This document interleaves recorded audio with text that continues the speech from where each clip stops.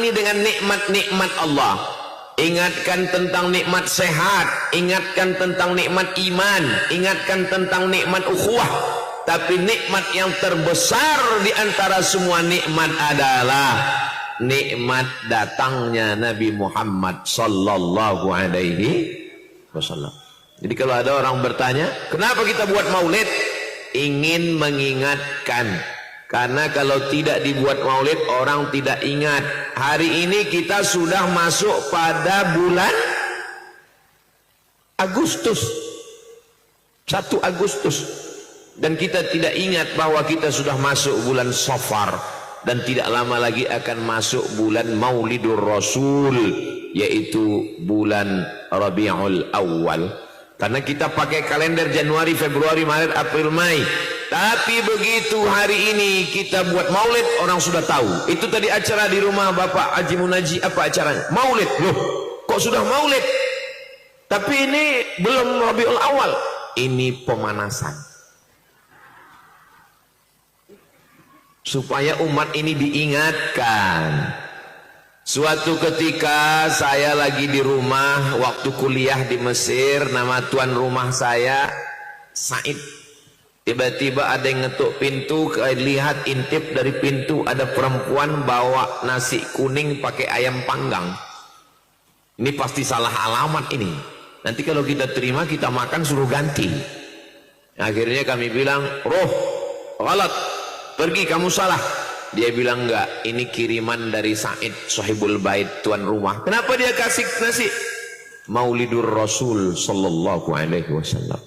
Jadi cara mengingatkan kelahiran Nabi itu macam-macam. Tidak semuanya mampu dengan membuat perayaan ramai pakai tenda. Tidak semuanya sanggup. Tapi ada orang yang sederhana biasa saja, buat nasi pakai ayam, beri tetangga. Ketika dia tanya, dalam rangka apa? Maulidur Rasul sallallahu alaihi wasallam. Ada seorang laki-laki namanya Abdul Uzza. Siapa namanya, Pak? Abdul Uzza, bukan Abdul Somad. Abdul Uzza. Abdul Uzza ini punya pembantu namanya Suwaibah. Lalu Suwaibah ditugaskan menjaga adik iparnya yang sedang hamil, suaminya sudah meninggal dunia. Suwaibah, ya, jaga adik ipar saya, suaminya sudah meninggal, anaknya mau lahir, tolong jaga. Nanti kalau anaknya lahir beri kabar ke saya. Baik tuan. Maka sampailah pada hari Senin 12 Rabiul Awal, perempuan itu melahirkan. Nama perempuan itu Aminah. Nama anaknya Al-Amin, Sayyidina Muhammad sallallahu alaihi wasallam.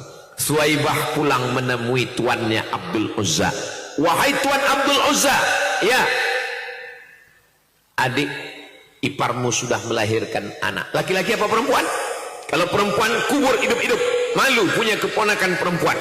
Dia laki-laki.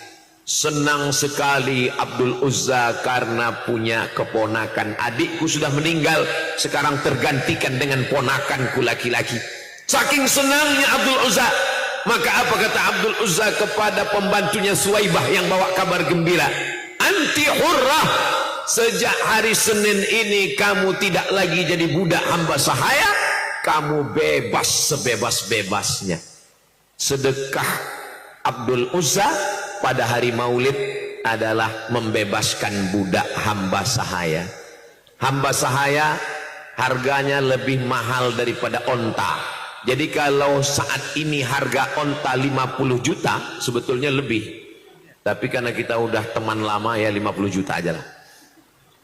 Harganya ternyata lebih. Dan hamba sahaya bisa jadi 75 juta. Maka itulah sedekah yang tertinggi saat kelahiran Nabi Muhammad sallallahu alaihi wasallam. Abdul Uzza itu siapa? Namanya Abdul Uzza. Nama kerennya ada dalam Al-Quran. Tabbat yada abi lahabin wa tabb. Oh, memangnya manusia ini bisa punya dua nama? Sama. Tadi yang tausiah siapa? Ustadz Abdul Somad. Oh bukan. Siapa? UAS. Ujian akhir semester. namanya Abdul Uzza.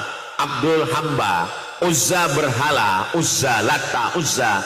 Tapi karena dia ganteng, menyala, maka dipanggil dengan Abu Lahab. Lahab artinya api yang menyala. Makanya orang sekarang kalau ganteng dibilang menyala abangku. Abu Lahab. Abu Lahab itu orangnya baik. Mana buktinya dia baik? Dia bersedekah 75 juta saat kelahiran Nabi.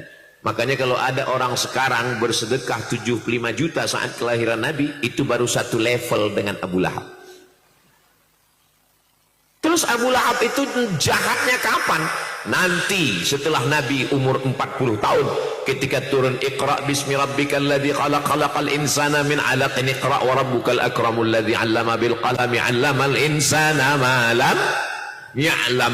Barulah dia marah sama Nabi dan berkata, alihadza jama'tana, apakah untuk ini engkau kumpulkan kami? Tabban laka ya Muhammad, celaka engkau. Turun ayat tabbat yada abi lahabin wa tabb.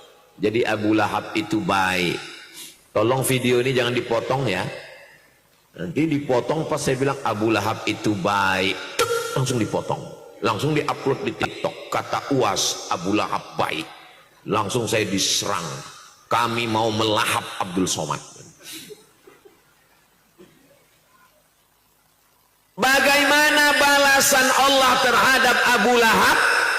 Abu Lahab masuk neraka. Betul, sepakat semuanya Abu Lahab masuk neraka. Tapi Abu Lahab punya saudara namanya Abbas. Abu Lahab punya saudara namanya Hamzah. Abu Lahab punya saudara namanya Abu Talib. Abu Lahab punya saudara namanya Abdullah, Abu Talib, Hamzah, Abbas, Abu Lahab. 5 yang tersebut dalam sejarah, 5 lagi tidak masyhur. Karena mereka saudara kandung 10 laki-laki dan 5 perempuan, 15 orang. Bapak yang baru punya anak 2 tambah 13 lagi. Toh, ibu-ibu komplain di belakang. Abbas saudara kandung Abu Lahab bermimpi. Abbas bertanya kepada Abu Lahab, wahai Abu Lahab, ya, apakah kamu masuk neraka? Of course, pasti masuk neraka. Karena ayatnya nggak bisa dirubah. Tabbat yada abi lahabin wa tab. Bagaimana kamu di neraka wahai Abu Lahab? Abu Lahab menjawab, khuffifa alayya fi kulli itsnain li'taqi Suwaibah. Saya memang masuk neraka, tapi azab saya diringankan setiap hari Senin karena saya membebaskan Suwaibah. Hari Senin senang menyambut kelahiran Nabi Muhammad sallallahu alaihi wasallam. Jadi kalau ada orang nggak sholat, nggak puasa, nggak pernah ngaji, tapi setiap maulid senang aja, dia insya Allah kalaupun masuk neraka tiap hari Senin azabnya ringan bersama dengan Abu Lahab. Ini Ustaz hadisnya sahih. Hadisnya ada dalam kitab Sahih Al-Bukhari. Bukan hadis maudhu, bukan hadis dhaif, bukan hadis palsu. Hadisnya ada dalam kitab Sahih Al-Bukhari. Lalu kemudian seorang ahli hadis namanya Al-Hafiz Al-Maqdisi bersyair, idza kana hadza kafiran jaa dhammuhu tabbat yadahu fil jahibi mukhlida ata annahu fi kulli yaumil itsnaini abada yukhaffaf anhu al-'adzabu masruran bi ahmada fa kaifa billadzi tula umrihi bi ahmada masruran wa mata muwahhida.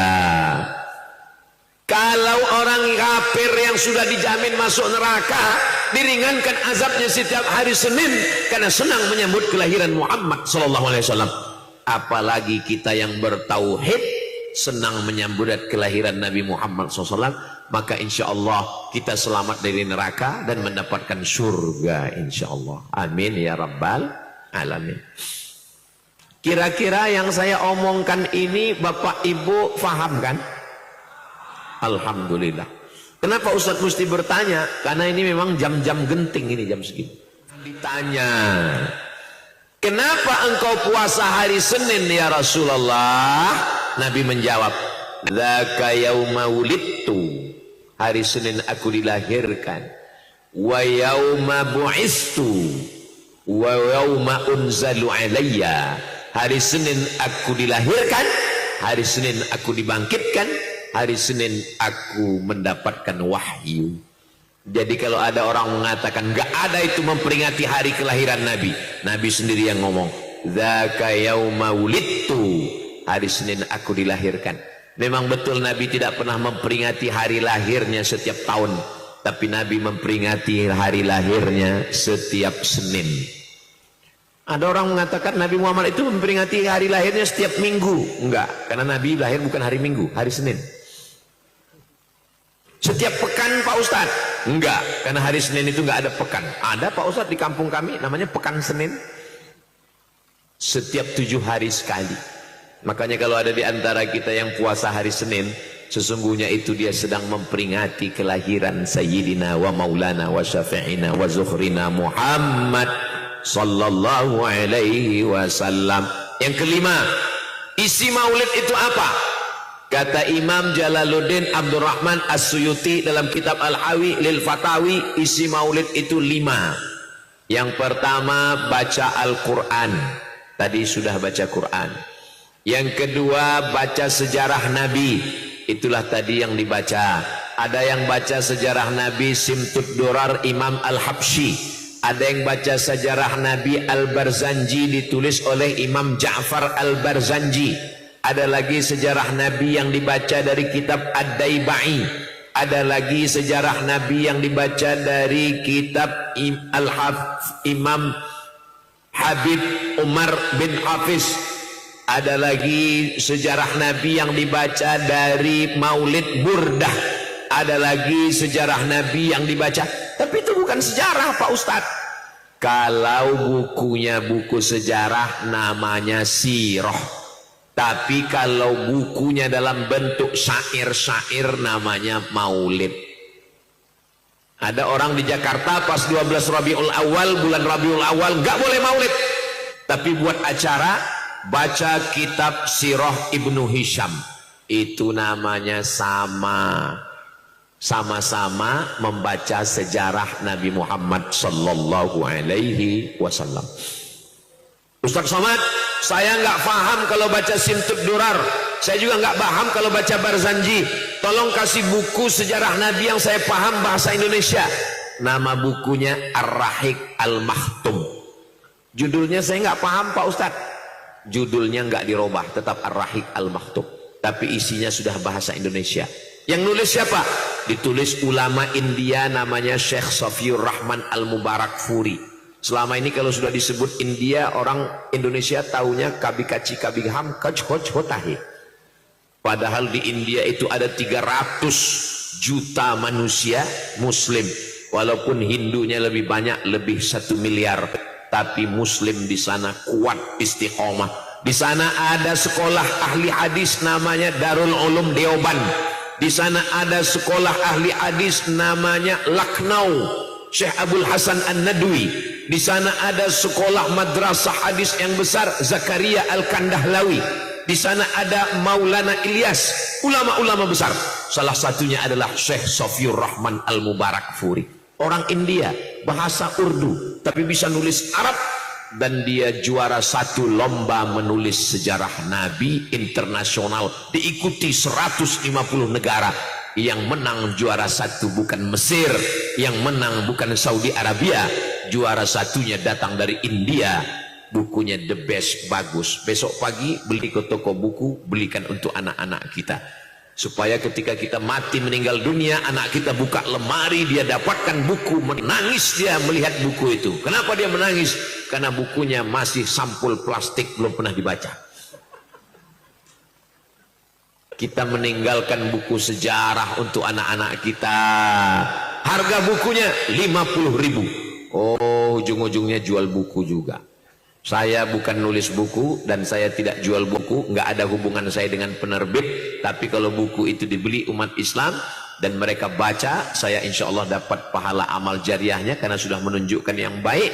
Dan kalau harga naik, di luar tanggung jawab saya. Karena dolar naik dan rupiah minyak juga lagi naik. Jadi saya tidak bertanggung jawab. Saya menyebutkan judulnya saja. Saudaraku yang dimuliakan Allah Subhanahu wa taala, ini penting untuk kita fahami dengan baik. Berikutnya yang keenam, baca maulid bid'ah. Maulaya salli wa sallim daiman abada ala habibika khairil khalqi kullihim Muhammadun sayyidul kaunaini wassaqalaini wal fariqaini min urmi wa min ajami. Kenapa Ustaz sekarang berani baca nasyid? Karena munsyidnya lagi keluar. Kiai Raden Hasan Jauhari, Masya Allah suaranya luar biasa. Mudah-mudahan anak-anak kita terlatih, terbiasa mendengar nasyid ini, dan mereka juga suka kepada nasyid, insya Allah. Amin. Kalau baca maulid bid'ah, tapi baca kitab sirah Ibni Hisham tidak bid'ah. Baca Simtud Dirar bid'ah. Tapi kalau baca sirah Ibnu Ishaq tidak bid'ah. Itu sama dengan orang yang mengatakan, mohon maaf Pak Ustadz, saya nggak bisa makan ikan. Kenapa? Saya gatal-gatal, nggak bisa makan ikan. Enggak. Tiba-tiba pas dikasih empek-empek 3 mangkok habis. Padahal empek-empek itu makanan dari Palembang. Itu adalah ikan yang di blender campur tepung, bro. Ikan juga. Tapi dia katakan saya makan ikan nggak bisa. Ini kalau campur tepung bisa. Itu ikan juga. Makan kerupuk ikan bisa. Jadi maksudnya, walaupun dalam bentuk nazam, walaupun dalam bentuk syair dilantunkan, sama tadi ketika beliau melantunkan syair, marhaban ahlan wa sahlan ya syekhana anta mislal arus, katanya kami senyum-senyum. Selamat datang Kiai Haji Dr. Ahmad Fauzi Tijani, engkau seperti pengantin. Itu disyairkan, dilantunkan. Kenapa? Karena Nabi Muhammad SAW suka dengan lantunan-lantunan suara. Sampai-sampai Nabi mengatakan, laisa minna man lam yataghanna bil Quran. Siapa yang tidak melantunkan Al-Quran, maka dia bukan umat Nabi Muhammad SAW. Gak boleh melantun-lantunkan itu. Gak boleh memasukkan nada-nada irama ke dalam sejarah Nabi. Gak boleh. Loh, orang azan aja pakai irama kok. Azan di Makkah itu kan pakai irama. Allahu Akbar, Allahu Akbar. Itu pakai irama. Gimana kalau azan nggak pakai irama? Allahu Akbar, Allahu Akbar. Itu kalau yang azan Babin Kamtipmas. Mohon maaf Pak Babinsa. Saudara yang dimuliakan Allah Subhanahu wa taala, nggak boleh pakai irama-irama. Ngapain pakai munsyid-munsyid? Yang dilantunkan itu namanya nasyid. Orang yang melantunkan itu namanya munsyid. Munsyid Al-Maliki. Karena beliau disukai oleh Sayyid Ahmad bin Muhammad bin Alawi bin Abbas Al-Hasani Al-Maliki di Makkah Al-Mukarramah. Maka para ulama juga melantunkan nasyid-nasyid itu.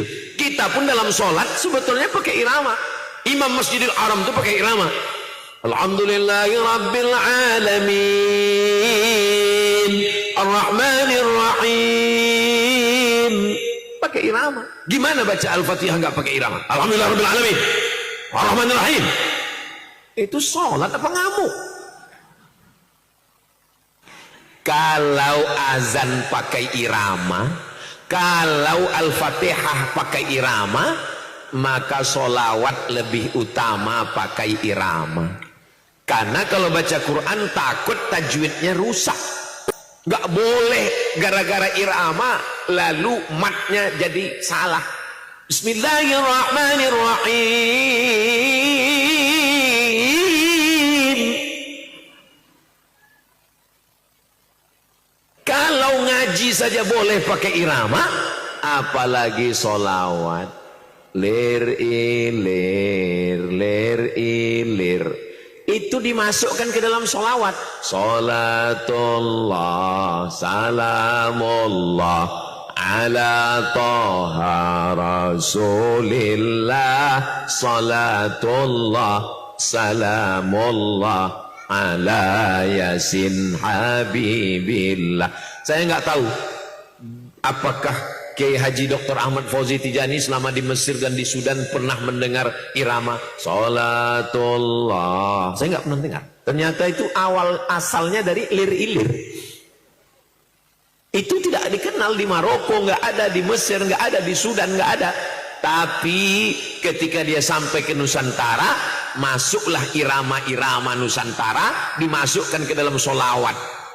Irama Nusantara masuk ke dalam solawat boleh, tapi kalau masuk ke dalam solat bisa rusak.